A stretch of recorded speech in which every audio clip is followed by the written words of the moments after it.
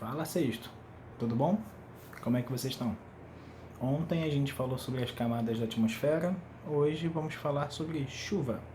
Usei aqueles vídeos bonitinhos lá, o desenhozinho, a animação, para poder a gente ter o visual, porque eu só falando aqui não fica muito bom.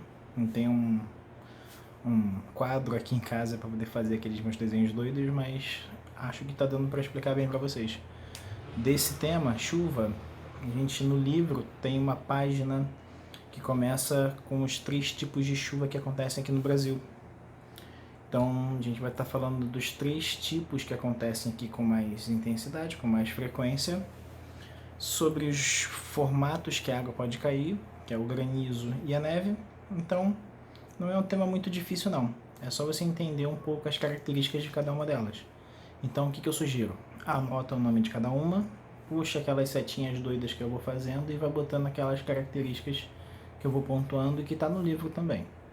Então, a primeira coisa que a gente tem que entender é que a água ela possui aqueles 3 estados físicos, né? Sólido, líquido e gasoso. Então a gente vai estar falando basicamente do gasoso, né? Nuvem, gás, vapor em suspensão na atmosfera. Então, pensa, por exemplo, num tema que a gente vai falar mais cedo ou mais tarde esse ano, que é o ciclo da água. A água ela vai evaporar, vai formar a nuvenzinha e a nuvem vai precipitar, vai cair no formato de chuva. Então, o que a gente tem que pensar? Que a água, desde lá do estado sólido, 0 graus ou abaixo dele, né, gelo, ela não está evaporando, ela está preservada. Quando ela começa a derreter, ela vai começar a evaporar também, só que é muito mais rápido quando a água está aquecida. Então, o que a gente tem que pensar é que quanto mais quente a água, mais rápido ela vai se tornar vapor. Então, por isso que em ambientes muito quentes, como floresta amazônica, como aqui no Rio de Janeiro, a gente tem muitas nuvens, chuvas abundantes o ano inteiro. Então, isso facilita muito a gente entender que, caramba, se o lugar é quente, é mais fácil de chover, porque a água vai estar evaporando. Exceto nos desertos, que a gente vai ver mais cedo ou mais tarde aí, que os desertos não tem nem água sólida, nem líquida e muito menos gasosa. Então, vamos pensar no seguinte: se a água evaporou, como é que ela vai descer? Como é que ela vai cair? Como é que a gente chama? A palavra certa para essa parte é precipitar. Como é que a chuva vai cair é igual a precipitação.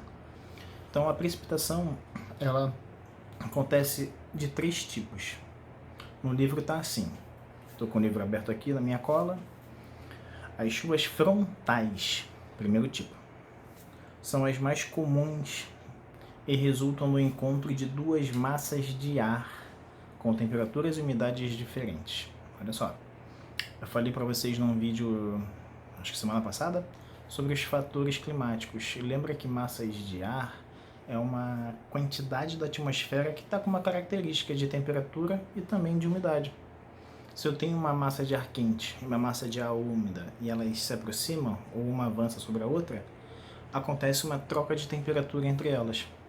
Hoje, a gente está no dia 5 indo para o dia 6, eu estou gravando aqui de noite para vocês amanhã no dia 6. No Rio de Janeiro hoje está entrando uma frente fria. Vocês já perceberam que já são as 10 horas da noite, estou filmando aqui e está bastante nublado, ventou bastante, a temperatura está começando a cair, porque tem uma massa de ar frio avançando. Quando essa massa de ar frio avança, ela começa a esfriar o ar daqui. Esse ar daqui, no Rio de Janeiro, já estava com umidade. Essa umidade vai começar a baixar a temperatura também, formando as nuvens, e quanto mais frio essa nuvem for ficando, mais fácil a nuvem vai precipitar, vai cair. Então a chuva frontal ela está atrelada, ela está unida às frentes, às massas de ar, podendo ser frente fria ou frente quente, tá? Então, tá, frente fria, massa frontal, chuva frontal. Então a gente pode botar assim, ó, no que eu falei. Bota chuva frontal, linhazinha ligada às massas de ar, normalmente a frente fria. Segundo tipo de chuva, convectiva. O nome é esquisito. Convectiva. O que é convectiva? Convecção, a palavra convectiva e convecção são sinônimos. É quando algo faz um movimento circular. Quando algo está subindo e descendo. A gente viu nas camadas internas da Terra, ainda antes do recesso da quarentena, da zona de convergência do magma, que o magma quente sobe lá do manto da Terra até a crosta.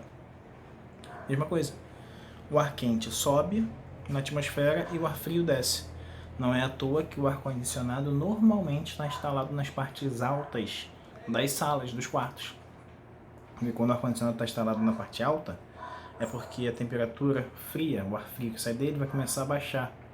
Se eu boto o ar-condicionado baixo, ele vai demorar a esfriar a sala porque esse ar frio vai tender a ficar mais baixo. Isso é doido, isso é física, vocês vão aprender com todos os detalhes lá no nono ano. Então a gente tem que pensar hoje, no sexto ano, é o seguinte, que o ar quente sobe e o ar frio desce. O que vai acontecer então? Durante um dia muito quente, muito sol, o calor esquentando muito a superfície, a água começa a evaporar bastante. Vai começar a evaporar, virando vapor e acumulando na atmosfera. Só que quando o sol vai se pôr, a temperatura da atmosfera começa a baixar. Porque a radiação do sol é o principal elemento que está esquentando a nossa atmosfera. Então, quando esse sol começa a se pôr e a temperatura da atmosfera começa a baixar, acontece a chuva convectiva. Aqui no Rio de Janeiro a gente chama ela de chuva de verão. Olha ali, ó. Formada quando uma massa de ar quente é elevada, formando nuvens cumulonimbus, aquelas nuvens enormes, grandes, que assustam a gente, parece que tem uma montanha no céu. São torrenciais e de curta duração. Então, chuva de verão, aquela pancada forte que acontece final do dia, 15, 20 minutos de chuva muito forte, alaga tudo rapidinho, mas a chuva é muito rápida. Então, quando essa temperatura da atmosfera cai, essa nuvem precipita, lembra dessa palavra? Ela cai com muita velocidade. Então, segundo tipo, convectiva. Terceiro tipo, chuvas orográficas. Que palavra estranha? Orográfica significa relevo, tá? Então, essa chuva está ligada à forma do relevo. Vou ler o texto direto para vocês verem que essa é uma das mais fáceis. Se formam quando uma massa de ar quente e úmida encontra serras e montanhas, eleva-se e se resfria, provocando as chuvas. Lembra que um dos fatores climáticos é o relevo. Quanto mais alto, mais frio. Se a nuvem, pensar aqui na minha mão como chão, e tem um morro. A nuvem vai avançando, quando ela começa a subir para passar pelo relevo, para passar por uma montanha, uma serra, a temperatura começa a baixar. E ela, baixando a temperatura, força a precipitação. Então essa nuvem vai cair, vai precipitar, quando ela tenta passar por um relevo. Aqui no Brasil a gente tem um lugar que eu vou botar numa imagem para vocês no slide que eu vou fazer, deve ser lá para a semana que vem. O Planalto da Borborema. A gente fala que no Nordeste brasileiro é seco, tem lá o sertão nordestino. O motivo é esse, o Planalto da Borborema. Esse planalto é uma cadeia de planaltos, é um grupo de serras que impede a umidade do Oceano Atlântico de avançar para o interior do Nordeste e chegar no sertão. Porque a nuvenzinha vai avançando no litoral, quando chega no Planalto da Borborema e começa a subir, a nuvem vai esfriando, começa a chover e o vento passa pelo Planalto seco. As nuvens acontecem no litoral, entendeu? Então, 3 tipos de chuva relacionados aos eventos que eu estou explicando, tá? Então, chuva frontal, chuva convectiva e chuva orográfica.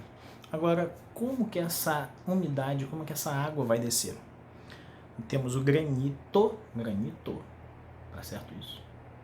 Não. Nunca confunda, granito é aquilo que eu botei para vocês, rocha. Tem nada a ver. É granizo, com um Z. O granizo, o gelo, ele acontece porque principalmente nessa nuvem que a gente falou aqui ainda há pouco, cumulonimbus, é uma nuvem que ela é muito alta, desde a sua base, onde a gente está enxergando, até o topo dela, ela é muito extensa. E quanto mais alto, mais frio. Então a nuvem na parte de cima dela está com uma temperatura muito baixa, perto de zero. E a base dela está mais quente. Então as gotículas de água que estão no topo dessa nuvem congelam e começam a descer. E gelo vai pesar, essa nuvem vai começar a descer. Quando ela vai descendo, ela vai encostando nas outras partículas, nas outras moléculas de água, vão se juntando e fazendo o que a gente chama de granizo, com um Z, tá? Não é granito, porque granito é rocha. E aí forma o granizo, beleza? Então precisa dessa condição. Um dia tem que estar muito quente, a base da nuvem tem que estar muito quente e o topo dela tem que estar perto de zero. Agora, quando o outro tipo de chuva, que é a neve, olha aqui, ó. As nuvens... quando a umidade do ar estiver acima de 80%, o que é isso? Que o ar está muito molhado, está com muito vapor d'água nele. E a temperatura for próxima a 0 graus, ocorre a precipitação. Poderá haver uma forma de neve. O que acontece? Tanto quanto a base quanto o topo da nuvem tem que estar perto de zero. Diferente do granizo, que embaixo está quente e em cima está frio. Na neve, a nuvem toda está perto de 0 grau. Então ela começa a congelar de baixo até em cima. Então ela vai caindo desde baixo e vai caindo com os floquinhos pequenininhos, diferente do granizo. Então a diferença entre granizo e neve é que granizo é de lugar quente e a neve é de lugar frio, beleza? Então aí a gente tem, ó, os 3 tipos de chuva, neve e granizo, beleza? Espero que vocês tenham entendido. Vou fazer um slide para a gente poder ver essas imagens e dar uma estudada no livro, que vai ajudar bastante, tá?